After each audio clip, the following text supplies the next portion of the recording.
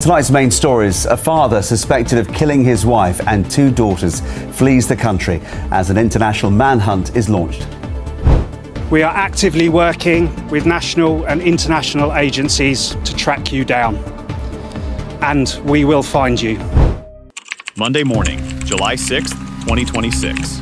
A horrifying blood-soaked crime scene was discovered inside a £1.3 million mansion in the affluent neighborhood of Great Denham, United Kingdom. The lifeless bodies of a talented mother and her two young daughters were found lying on the floor. But the most disturbing detail was this: the father, the supposed pillar of the family, calmly packed his suitcase, locked the doors behind him, boarded a plane, and vanished from the continent while the warmth of his wife and children's bodies had barely faded. What turned a golden home into a deadly cage? What dark truth was hidden behind the image of success that could drive someone to erase his own family with his own hands? It's great to have you with us for today's case file. Join us as we uncover every layer of darkness surrounding this devastating tragedy. And if you enjoy real criminal investigations and psychological crime stories, make sure to hit the subscribe button right now to receive notifications for our upcoming videos and support us in creating more high-quality content. Let's travel back in time to the beginning of July, when the mansion on Carnoustie Drive stood proudly like a symbol of success and prosperity. After moving there in 2024, the Tshuma family appeared to be the perfect example of a modern, successful household in the eyes of their community. Zandile, the mother, was a talented and determined woman who had built her reputation in the business world. Mark, the father, was a respected real estate entrepreneur. Together with their two daughters, Natalie, 15, a bright and gifted teenager, and little Nala, 5, whose playful laughter once filled the family's garden, they seemed to have a life without a single flaw. From the outside, everything looked absolutely perfect. But then, that perfection shattered into pieces because of the most terrifying sound of all: silence. For 48 hours during the weekend, the mansion suddenly fell into an unsettling and unnatural stillness. Friday night passed quietly, Saturday morning came and went without a single sign of movement. Sunday arrived and disappeared, yet the dark wooden doors remained tightly shut. No windows opened to welcome the fresh air. Expensive cars sat motionless in the empty driveway. The family's usual daily routine had completely vanished. By Monday morning, suspicion had transformed into absolute fear. Neighbors picked up their phones and contacted Bedfordshire police. When officers used heavy tools to force open the locked entrance, the door breaking apart also destroyed the family's carefully built image of success, revealing the beginning of a cross-continental escape by the person responsible for the tragedy. In your opinion, what is the darkest root that can cause tragedy to erupt behind the perfect image of a family? A. Toxic manipulation, controlling behavior, and a dangerous obsession when someone loses power over their partner. B. Hidden financial struggles, secret debts, and the collapse of a false image of success. Leave a comment A or B below the video and share your perspective with us. When the steel blade of the heavy-duty crowbar forced its way deep into the thick wooden door of the mansion on Carnoustie Drive, a sharp cracking sound echoed through the silent streets of Great Denham, tearing apart the eerie calm of the suburban neighborhood. The front door suddenly burst open, revealing a deep, suffocating darkness beyond the entrance. No fresh breeze rushed out. No music could be heard. No comforting smell of breakfast filled the air of what should have been an ordinary Monday morning. The only thing that escaped into the outside world was an atmosphere heavy with grief, thick with silence, and so unsettling that even the most experienced Bedfordshire police officers hesitated for a brief moment before taking their first steps inside. The officers adjusted their duty belts, prepared their handheld equipment, and began moving into the property according to emergency security procedures. The soles of their boots touched the expensive marble flooring, creating dry echoes that bounced through the empty halls. The £1.3 million mansion stood frozen in a strange half-light, trapped between darkness and shadows. The curtains were tightly drawn. Fine dust particles floated through the motionless air. Slowly, they moved through the grand entrance hall, sweeping their flashlights across expensive paintings, elegant decorations, and carefully arranged furnishings that reflected the homeowner's taste, wealth, and social status. Everything remained exactly where it belonged, organized, untouched, and almost too perfect. Almost unreal. They moved toward the living room, then into the modern kitchen. There were no signs of forced entry from outside. No cabinets had been searched through. No valuable possessions had been stolen or disturbed. But that artificial sense of peace collapsed the moment they entered the family's private living area. A horrifying smell, the unmistakable presence of lives violently taken away, began to fill the room. And then, before the investigators stood a scene so devastating that it completely destroyed the glamorous image the Tshuma family had built within Great Denham. It was a real-life nightmare. The body of Zandile Tshuma, a talented 42-year-old woman, was found lying motionless on the floor. Her strength, sharp intelligence, and remarkable achievements in the international business world had been permanently silenced. She lay there in a place that was supposed to be her safest and warmest sanctuary. The officers continued deeper into the scene, their hearts tightening with every step. Then they found Natalie, the energetic 15-year-old daughter whose life was filled with potential. The feet that once moved gracefully through dance routines, the confident voice of a bright and ambitious student, the dreams of a young girl standing at the beginning of her future. Everything had fallen into complete silence. And then came the most heartbreaking discovery of all. Little Nala, only 5 years old, a small and innocent life whose playful laughter once filled the front yard of the family home, now lay cold and motionless beside her mother and older sister. 3 lives. 3 generations of love, innocence, and family connection. All erased inside the very golden cage that was supposed to protect them. There had been no chance to call for help, no mercy shown to a 5-year-old child. The atmosphere inside the mansion seemed frozen with unimaginable pain, a deep sense of fear and disbelief spreading through every officer who entered the scene. These were people trained to confront the darkest corners of society, yet even they struggled to hide their shock. A loving family, a dream home. In a single moment, everything had transformed into a cold and devastating crime scene. The emergency alert was immediately transmitted through police communication systems. Sirens from responding vehicles soon echoed through the neighborhood. Yellow police tape quickly surrounded the large property on Carnoustie Drive. Detectives from the Major Crime Investigation Team arrived at the scene carrying protective gloves, camera equipment, and evidence collection bags. They moved carefully and methodically, documenting every detail, every blood mark, every trace, every small piece of evidence left behind on the floor and walls. They counted the victims. 1, 2, 3. A mother and her 2 daughters had lost their lives forever, but when investigators placed the facts of the case together, the household's family equation produced a disturbing and impossible result. This mansion belonged to a family of 4. The evidence of daily life, clothing, and official records all confirmed the existence of 4 family members. Police had found Zandile. They had found Natalie. They had found little Nala.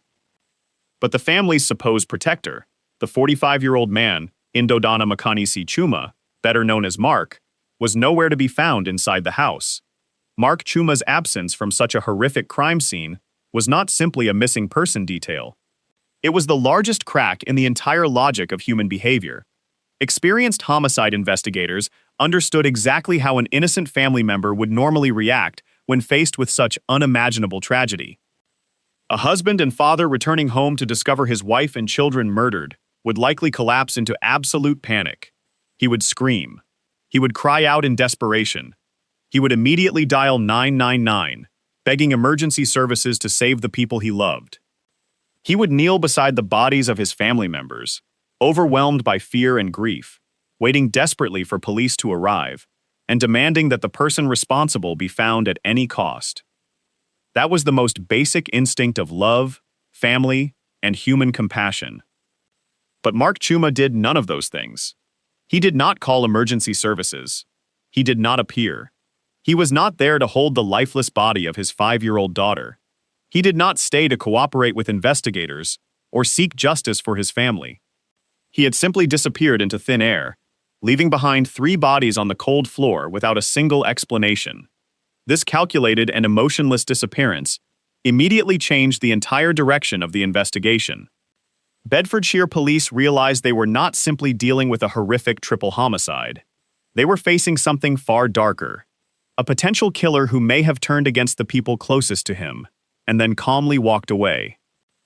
The bodies of Zandil, Natalie, and Nala remained silent in death. But Mark Tshuma's disappearance spoke louder than any piece of evidence. The suspicious timeline, the lack of signs of forced entry, and the complete abandonment of his family while fleeing the scene. All of these details pushed the 45-year-old father and husband into the position of the primary, and only, suspect in the massacre. Every piece of evidence at Carnoustie Drive began to be collected with extreme urgency. Outside, the yellow police tape moved in the cold wind. Inside, the first clues of a carefully planned escape operation were beginning to emerge. The man who should have been the strongest shield protecting his family had now become the top target of a massive manhunt. And the investigation was no longer confined within the walls of the £1.3 million mansion. It was about to expand into a global search operation, as the hidden truth behind Mark Tshuma's disappearance slowly began to come to light. As soon as investigators realized that the prime suspect, Indodana Makanisi Tshuma, had completely vanished from the crime scene, detectives from the Bedfordshire Police Major Crime Investigation Team understood that they were racing against an opponent who had carefully prepared every step of his escape. When the thick wooden doors of the Carnoustie Drive mansion were forced open on the morning of Monday, July 6, the bodies of the mother and her two daughters had already been cold for days. The eerie silence that had surrounded the house throughout the weekend, the strange emptiness noticed by neighbors, had created the perfect window of opportunity for the killer. While those around them believed the Tshuma family had simply gone away for a holiday, a carefully planned cross-continental escape had already begun, quietly, coldly, and with terrifying precision. Investigators immediately activated digital tracking procedures. They examined bank card transactions, mobile phone location data, security camera footage, and international immigration records. Slowly, digital traces began to emerge, painting a disturbing psychological picture of Mark Tshuma's final hours in the United Kingdom. The reconstructed timeline suggested that the devastating tragedy most likely occurred on Saturday, July 4th. That was the moment the house fell into unnatural silence. As Zandil and her two young daughters took their final breaths, Mark Tshuma did not react like a man who had just lost everything. He did not call emergency services. He did not seek help. He showed none of the emotional signs expected from a husband and father facing an unimaginable family tragedy. Instead, he acted with a level of calmness that sent chills through investigators. Police believe he calmly walked past the bodies of the people closest to him, opened storage areas, collected important documents, gathered cash, credit cards, and his British passport. He packed his belongings, walked out through the front door, and carefully locked it behind him, as if he had simply finished an ordinary business trip, leaving 3 lives behind in the darkness. The first destination in Mark's escape route was London Heathrow Airport, one of the busiest international airports in the world. Among thousands of passengers rushing beneath the airport's massive glass ceilings, Mark Tshuma disappeared into the crowd almost perfectly. He presented himself as an ordinary wealthy traveler, confident, composed, and completely in control. But the airport's advanced security camera systems captured every movement. Footage extracted from the airport showed a Mark Tshuma who appeared completely calm and focused. There was no sign of grief from a man who had just experienced a family tragedy. No hesitation, no visible emotional struggle. He walked to the airline check-in counter, presented his British passport, received his boarding pass for a long-haul international flight, calmly passed through strict security checkpoints, and continued toward the departure gate. He boarded a large international aircraft, found his seat, and fastened his seatbelt. When the roar of the jet engines filled the runway and the aircraft lifted away from London Heathrow, Mark Tshuma officially left the United Kingdom and left the massacre behind. The aircraft cut through the sky, heading east toward its first destination, Dubai, the Middle East's major international transit hub. For hours above the clouds, looking through the small airplane window into the endless darkness outside, Mark Tshuma had more than enough time to think about the silent mansion in Bedfordshire. He had thousands of minutes to face the shadow of what had happened, to think about 5-year-old Nala, to think about teenage Natalie lying lifeless on the floor of their family home. Yet he never approached the flight crew to confess. He never asked the aircraft to turn around. He showed no unusual behavior that would cause those around him to suspect anything. Instead, he continued following the escape route he had seemingly planned in advance. At Dubai International Airport, surrounded by the luxury and constant movement of one of the world's busiest transit centers, Mark Tshuma continued the next stage of his journey. He boarded another long-distance flight, heading farther south, crossing the equator, before eventually landing in Johannesburg, South Africa. When the aircraft touched down on South African soil, he had successfully reached the African continent. But Johannesburg was not his final destination. Born in Zimbabwe, Mark Tshuma possessed a deep understanding of the region's geography, culture, and transportation routes. He used that local knowledge to his advantage, continuously attempting to erase his trail. He quickly left Johannesburg and began moving across land borders toward Zimbabwe. He traveled through different towns, changed locations frequently, and avoided major hotels or places with strict security monitoring. The entire journey, from London through Dubai, into South Africa, and across the border into Zimbabwe, represented a carefully calculated escape operation. Mark Tshuma appeared to believe that crossing multiple countries, navigating complex borders, and disappearing into his homeland would completely confuse British investigators. He hoped that thousands of miles of distance and complicated international legal boundaries would become an invisible shield protecting him forever.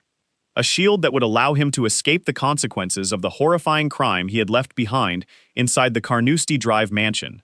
While the prime suspect, Indodana Makanyisi Tshuma, was desperately attempting to erase his trail through long-haul flights across continents, back in the United Kingdom, the Bedfordshire police investigation machine was operating at a relentless speed.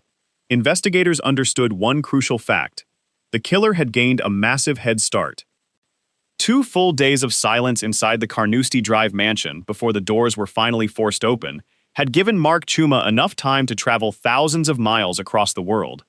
But the enormous geographical distance and the complexity of international borders could not stop the pursuit of justice.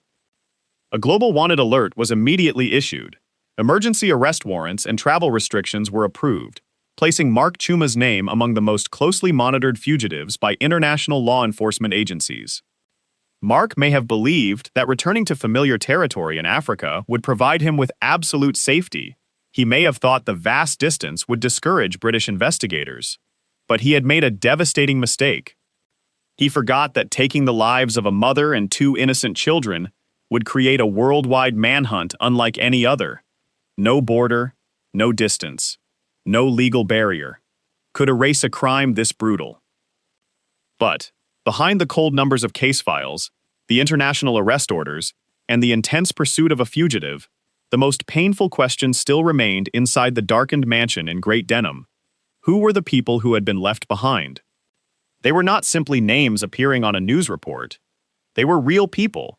People with warm hearts, ambitious dreams, and promising futures that were cruelly taken away. Zanda Tshuma, a 42-year-old woman, was an extraordinary example of determination and intelligence. Coming from humble beginnings, she built an impressive career for herself in the heart of London. As an associate director at Forensic Risk Alliance, a leading international risk management consulting firm, Zandil became a highly skilled expert in advanced data analysis. Her daily work involved confronting some of the most complex financial networks in the world, tracing suspicious money flows, uncovering large-scale cyber fraud, reviewing confidential records, and exposing criminals who attempted to hide their illegal assets. Zandil dedicated her intelligence and professional abilities to fighting for transparency and justice in the corporate world. She was intelligent, resilient, and deeply respected by international colleagues. But behind the sharp mind of a financial expert was a woman with an incredibly gentle heart. Friends and loved ones did not remember Zandil because of her impressive titles or professional achievements. They remembered her kindness, her patience, her emotional intelligence, and her deep compassion. She lived a private life, never seeking attention or displaying her wealth on social media. Yet anyone who entered her home could feel the warmth she created. People often said that simply talking with Zandil could make exhausted souls feel lighter. And above every career achievement, the greatest love of her life was always her 2 daughters. They were the center of her universe, the reason she pushed herself every day, and the greatest source of pride in her life. Her oldest daughter, Natalie, was a 15-year-old full of energy, ambition, and hope. At the most beautiful stage of adolescence, Natalie was not only an outstanding student with remarkable academic achievements, but also a young girl with a true artistic spirit. Passionate about dance from an early age, Natalie's feet once moved gracefully across stages and classrooms, bringing admiration and pride to teachers and friends. She carried a healthy confidence, a sharp perspective on life, and big dreams for the future ahead. Meanwhile, little Nala, only 5 years old, was the source of endless joy inside the family home. Although small in size, Nala had a strong personality, playful, funny, and full of life. Her innocent laughter, cheerful expressions, and mischievous little games had once been the most vibrant sounds echoing through the mansion's garden. These two children, one a talented teenager preparing to enter adulthood, the other a young soul just beginning to discover the world, should have had a future filled with love, growth, and endless possibilities. And then came the final piece of the family. Indodana Makanyisi Tshuma, known as Mark, aged 45. As a British citizen, originally from Zimbabwe, Mark also presented himself as a successful businessman. He operated the real estate company Nexus Trove Holdings from the Carnoustie Drive mansion, with business records showing ownership of assets valued at more than £1 million. From the outside, Mark appeared to be the perfect foundation of a dream family, a husband who provided a luxurious lifestyle, a proud father, a respectable businessman among the wealthy community of Great Denham. But that luxurious image was nothing more than a velvet curtain, hiding a horrifying truth. A beautiful mansion does not guarantee a peaceful home. A luxury car parked outside does not guarantee kindness. The appearance of a perfect family can sometimes be the most dangerous illusion of all. Investigators suspected that inside the £1.3 million mansion, Mark Tshuma was not a protector. He was someone hiding behind a dark mask. While Zandile spent her days in London uncovering financial deception in the outside world, she may have been returning home every night to face manipulation and control inside her own marriage. Zandile was a strong woman, but also a private one. However, as the pressure became impossible to ignore, she began sharing her hidden struggles with a small number of trusted friends. The cracks inside the mansion slowly began to appear. Zandile was the person building financial stability and independence. But Mark allegedly carried a harsh and toxic need for control. He wanted power over every aspect of family life. He wanted to make every decision. He wanted to control the direction of everyone around him. People with controlling personalities often appear charming in public. They smile at neighbors, shake hands with business partners, maintain a respectable image. But once the doors close, that same person can transform a home into an emotional prison. Doubts about emotional betrayal began to appear, destroying the fragile foundation of trust that remained. Zandile endured and remained patient for the sake of Natalie and Nala. But the toxic atmosphere continued to weigh heavily on all three of them. Eventually, realizing she could no longer remain trapped in a broken relationship, the determined woman made the most important decision of her life. She chose freedom. Zandile did not need to depend on a controlling husband. She began preparing for a new beginning, imagining a healthier, more peaceful life for herself and her daughters. She started taking decisive steps. She contacted property consultants to evaluate the £1.3 million mansion purchased in 2024. Her plan was clear: sell the house, divide the assets according to the law, close the darkest chapter of her life, and move forward. But for Mark Tshuma, that plan became the spark that ignited the darkest parts of his personality. He could not accept divorce. He could not accept the mansion being sold. And most importantly, he could not accept losing his luxurious lifestyle, losing control, and watching the false image of success he had carefully built collapse in front of society. The mansion was not just a property. It was a symbol of his ego, a monument to the identity he desperately wanted others to believe. If Zandile left with their children, his perfect image would shatter completely. In the psychology of family-related crimes, the most dangerous motive often does not begin with money alone. It begins with the fear of losing control. When a controlling person realizes threats and manipulation no longer work, when the victim's freedom becomes a reality, they can no longer prevent, the danger can reach its highest point. Investigators suspected Mark Tshuma had entered that destructive state. He realized his power was slipping away, and the violence was allegedly born from the most selfish belief imaginable. If he could not control Zandil, then no one would. The summer of July arrived in Great Denham. Zandil Tshuma was preparing for a brighter chapter of her life, one where she and her daughters could finally live in peace. But she never realized that behind her husband's cold smile, the Carnoustie Drive mansion had already become a deadly trap. Her decision to reclaim her freedom, tragically, became the spark that led to an unimaginable tragedy.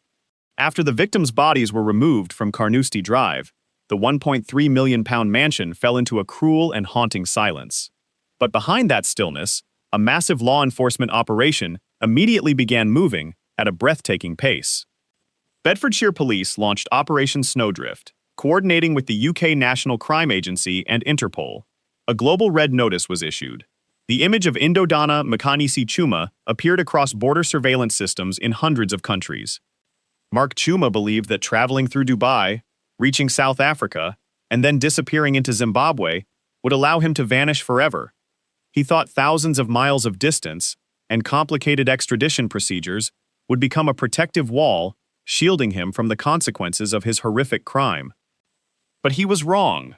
The intelligence network between British authorities and the South African Police Service remained connected 24 hours a day, silently tightening the net around him with every passing moment.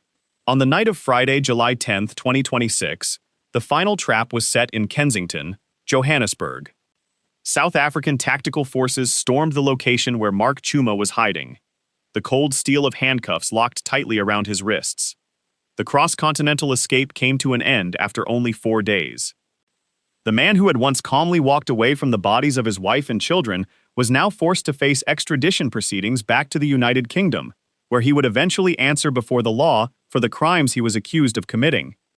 The tragedy came to a close, leaving behind a devastating emptiness and a painful lesson about the hidden dangers within relationships, defined by toxic control. Manipulation and an obsessive desire for ownership can transform a home into the most dangerous trap imaginable. Recognizing warning signs early can become a matter of life and death. Above all else, attention must return to those who were lost. Zandil Tshuma was a devoted mother, a talented professional, and a woman who dedicated her intelligence and abilities to the pursuit of justice and transparency. Natalie, at only 15 years old, will forever be remembered as a gifted young girl whose passion and graceful dancing reflected a future full of promise.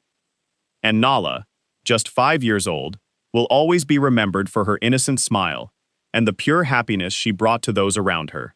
The memory of the love shared by this mother and her 2 daughters will continue to live on, rising above the darkness that once entered their home on Carnoustie Drive.